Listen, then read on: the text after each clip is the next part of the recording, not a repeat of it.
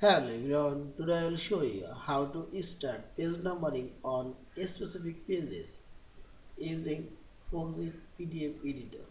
Open your PDF file. Now select Organize option and select your header and footer option. Select Add option.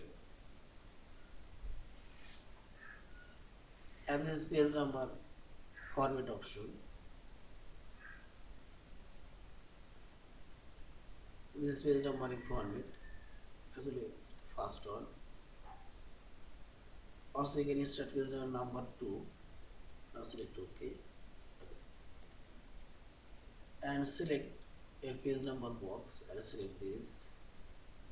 Write footer text.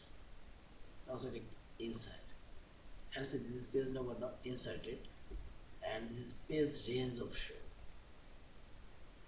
I will insert page number for page 3.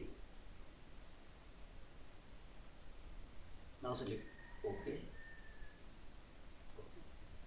and this page number 3, this page number now inserted and see this